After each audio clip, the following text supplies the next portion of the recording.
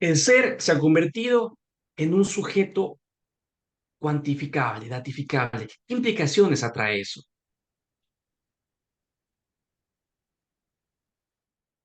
En la presente investigación, lo que intentamos determinar, se pretende determinar, es la identificación del cuerpo que se encuentra omnipresente tanto en las relaciones humano-tecnológicas y también saber cómo estas relaciones, cómo este accionar redefinen las interacciones digitales, la percepción, la realidad, absolutamente el entorno y qué implicaciones también tiene en cuanto a la autonomía, en la construcción de identidad y los nuevos paradigmas de poder. Hay que tener una cuestión aquí clara, que el dato versus lo cotidiano. Entonces, a diferencia de la racionalidad filosófica del siglo XX, ya no se puede separar a priori esta experiencia cotidiana de la realidad humana social del mundo digital de los datos. ¿Qué implica esto? Nosotros ahora nacemos en un mundo de datos y estos datos vienen con nosotros cargando sentido. Pero ¿cuál es ese sentido? ¿Qué hay detrás de estos datos? Esa es la gran crítica que se va a hacer a la datificación, porque tratamos de entender de que el dato, siendo cuantificable, nos va a decir algo de lo humano, pero la experiencia del humano es mucho más allá de un dato concreto en un momento de la historia. También hay que entender aquí que las tecnologías digitales median nuestra experiencia diaria. Nosotros consumimos día a día lo que los datos que nosotros vamos creando. Entonces, si yo a mí me gusta y pongo un like el día de ahora, mañana voy a consumir un like que está referenciado al primer like. Nosotros siempre vamos a irnos conectando con estas tecnologías que van a mediar nuestra experiencia diaria a través del celular, la computadora, a través de las diferentes tecnologías que tenemos en el día a día. Pero aquí está lo crítico, que el dato reduce esta experiencia del humano en lo cuantificable. ¿Qué significa esto? Que nosotros estamos enfrentándonos a esta realidad de lo no humano que trata de entender a lo humano. Pero detrás de todo esto, ¿cómo podemos reducir toda la experiencia del humano a una cifra, a un dato? Ahí está el momento crítico de la ratificación en la actualidad. Las características del dato radican y son muy similares a las sociedades disciplinarias de control tanto de Foucault como de Deleuze, ¿no? Las características primordiales que hemos retomado aquí son tanto la vigilancia, la normalización y la jerarquización, ¿no? En cuanto a vigilancia, ¿qué pasa con el dato? El dato puede ser utilizado para monitorear el comportamiento tanto de el perfil digital como por fuera de la persona, creando necesidades detalladas de sus actividades y preferencias, ¿no? Ese mapeo constante. En cuanto a normalización, también radica en un principio de vigilancia y clasificación, ¿no? Se complementa. Y la jerarquización está ampliado al paradigma del poder. Este poder, sobre todo, recae en las instituciones. Las instituciones y la empresa puede utilizar estos datos para ese ejercicio de poder constante en los individuos, ¿no? Ya sea para ya sea para resolver, crear necesidades o sobre todo cambiar las dinámicas a criterio propio. El dato per se también se introduce de forma biopolítica y psicopolítica, es decir, influye en la mente y en el cuerpo, ¿no? Sobre todo también termina enajenando cuestiones fundamentales como la libertad, siendo que crea un comportamiento predecible y controlable que desplaza al sujeto una cuestión marginal de lo cuantificable. Y aquí viene el gran problema que ahora encontramos en la ratificación, esta crisis de la personalización del algoritmo. Su voz, por ejemplo, nos va a decir que los algoritmos priorizan el capitalismo de la vigilancia. ¿Qué implica esto? Que nosotros a través de los datos generamos información a sistemas que nos están vigilando a nosotros mismos. Yo pongo un like y ese like me comienza a vigilar a mí, me comienza a predecir qué es lo que voy a consumir el día de mañana, cómo voy a interactuar con otras personas en una falsa idea de comunidad, que es una comunidad mediada y vigilada a través del sistema del capitalismo tecnológico. Por otra parte, Byung-Chul Han va a hacer una crítica en la sociedad de la transparencia a este fetiche de lo positivo. ¿Qué significa esto? Que nosotros comenzamos a decir me gusta, like, comparte, de cosas que a nosotros nos gustan, de cuestiones que a nosotros nos decimos, me siento conectado, me siento en un bienestar con esta información. pero no consumimos la otra parte, comenzamos a dejar de lado estos elementos negativos de la realidad humana.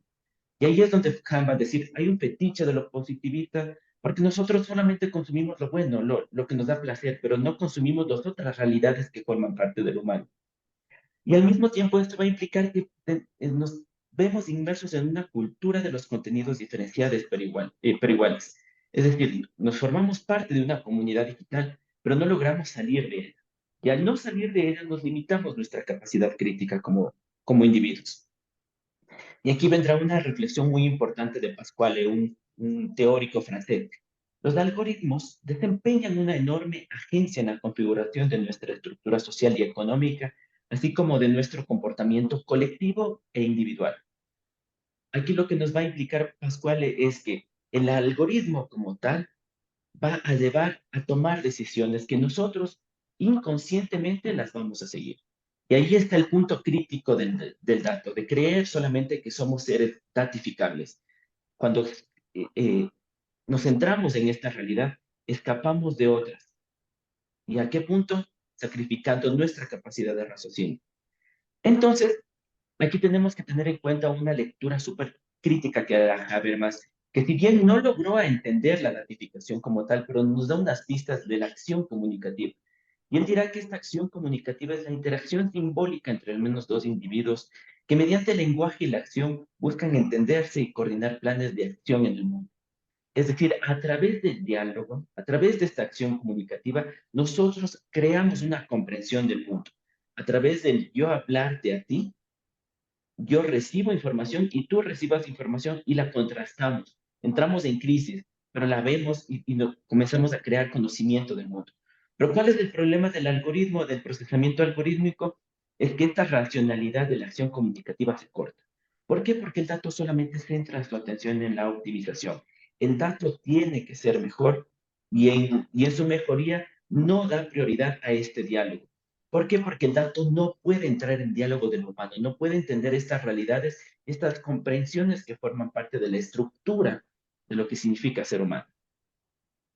Entonces aquí nos enfrentamos a este problema crítico, el sujeto como individuo y la información como lo cuantificable. Entonces el dato comenzamos a entenderlo como un recurso valioso que nos puede ayudar a guiar acciones económicas, políticas, sociales, pero que al mismo tiempo no lo comprendemos. Entonces, ¿qué datos estamos nosotros ofreciendo para que la gente tome estas decisiones? Aquí está el primer punto crítico que vemos de la identificación. Por otra parte, en esta entrega de datos nos vemos sometidos a un bombardeo de información. Como habíamos dicho en esta cultura del me gusta, yo entrego datos y solamente recibo datos de lo que a mí me gusta. Pero perdemos esta capacidad de agencia, esta capacidad de nosotros tomar decisiones sobre nuestro devenir. Entonces, aquí el sujeto comienza a verse alienado por la capacidad tecnológica. Y también hay una excesiva apuesta por la transparencia y los datos abiertos, pero no nos damos cuenta de que hay unas brechas digitales enormes en las sociedades contemporáneas. Hay muchas personas que no saben ni leer ni comprender los datos que entregan, pero todo el tiempo son invadidos por los datos que ellos entregan. Entonces, no hay este proceso dialógico que habíamos mencionado con Habermas, porque solamente entregamos datos y esos datos son optimizados hacia nosotros. A su vez, el dato conduce al sujeto a la idea de optimización constante, ¿no? Supuestamente crea sujetos inconscientes, ¿no? Que son sometidos a este estado de dominación, ¿no? Creen estar de acuerdo libremente, cuando en realidad están siendo dictados prácticamente por el sistema, ¿no? Están siendo controlados por el sistema. ¿Qué pasa? A su vez, en esta reducción de libertad también se da una crisis de la misma. Hablamos de poder de elegir en la oferta que se da, más no tener una elección libre. Constantemente eso genera una crisis de libertad por el exceso de la hipercomunicación que intenta manifestar el dato, ¿no? A la vez se convierte paradójicamente en esas herramientas de control. La psicopolítica. Bueno, para aterrizar un poco la comprensión de todo este fenómeno, tenemos que ir hacia la psicopolítica. La psicopolítica es un término acuñado por el filósofo surcoreano Byung-Chul Han, ¿no? Haciendo referencia a nuevas formas de control que son predominantes en el capitalismo tardío, ¿no? A diferencia de las formas tradicionales de poder, que se opera a través de la violencia, la fuerza o la coerción, la psicopolítica utiliza estrategias más sutiles y seductoras para dirigir a los individuos hacia una voluntad del sistema de manera inconsciente.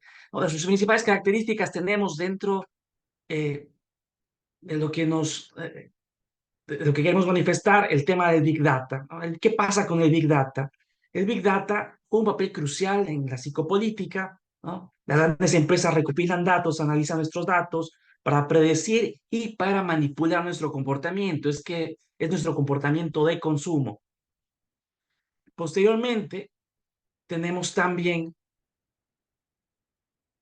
que hay ese criterio de control y vigilancia, ¿no? Que pretende detectar disidencias y potenciales amenazas, tanto para el sistema, y el riesgo de eso es que primero tenemos una pérdida constante de privacidad, ¿no? La recopilación masiva de datos presenta una amenaza para la libertad individual. Tenemos esa discriminación algorítmica que podemos enfrentarnos, pues puede perpetuar sesgos y sobre todo la manipulación y control, ¿no? Hay un criterio de manipulación, dominación para tanto el tema de persuadir cuestiones como de opinión pública en mayor o menor medida.